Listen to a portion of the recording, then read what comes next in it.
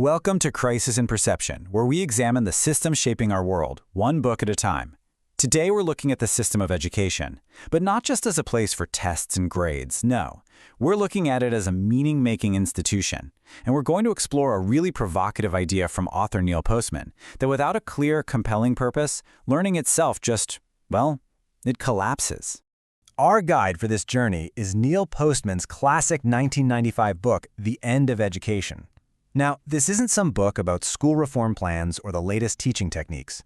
Postman saw this as a cultural diagnosis of what's really ailing our schools.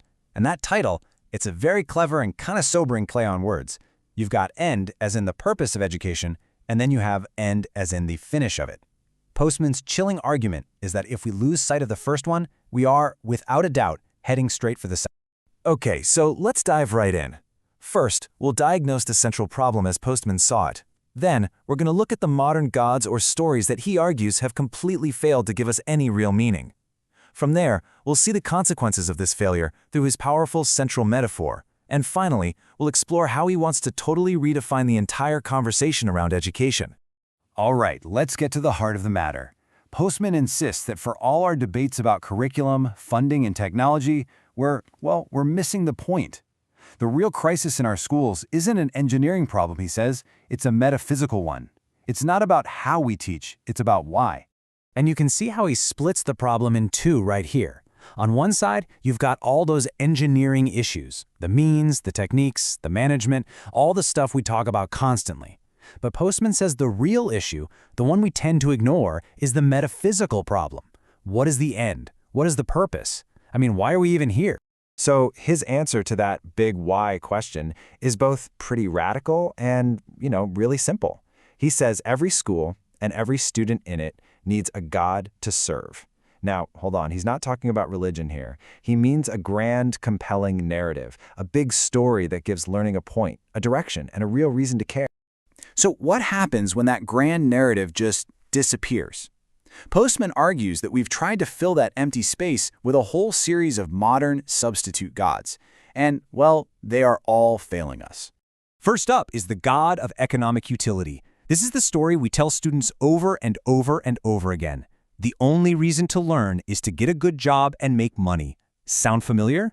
Postman just found this narrative to be completely hollow and passionless. It shrinks education, and really our own humanity, down to just one single dimension. It gets us all confused, mixing up the important task of making a living with the much deeper, more essential purpose of making a life. The second false god he points to is technology.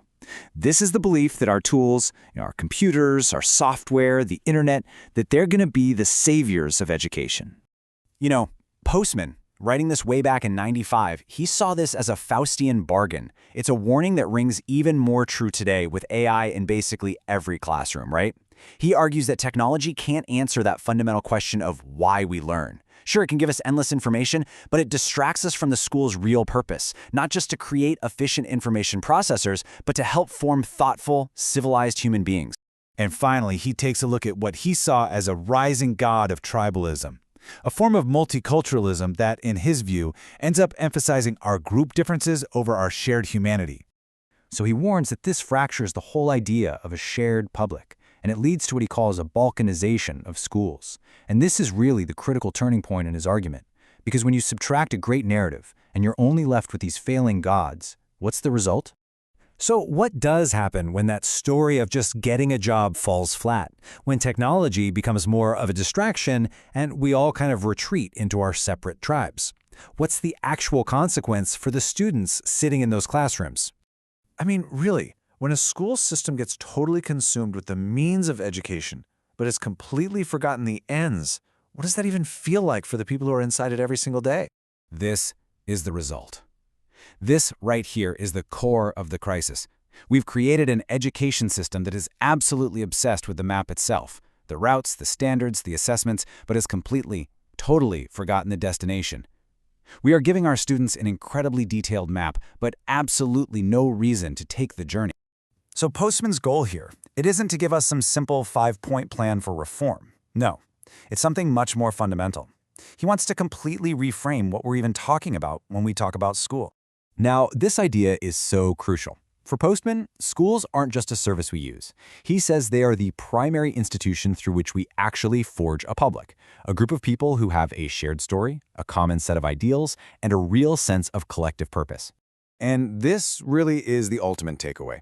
All of our furious debates about technology in the classroom, or standardized testing, or how much funding we have, they're all secondary. They're all engineering problems. The real conversation, the most important one we could possibly have about education, it isn't technical at all. It is profoundly and fundamentally cultural. It's about the story we want to tell ourselves about who we are and who we want our children to become. For the full long-form deep dive into this book and its ideas, follow the link in the description. If you enjoy this kind of systems-level analysis, please like, subscribe, and comment with books or topics you'd like us to explore next.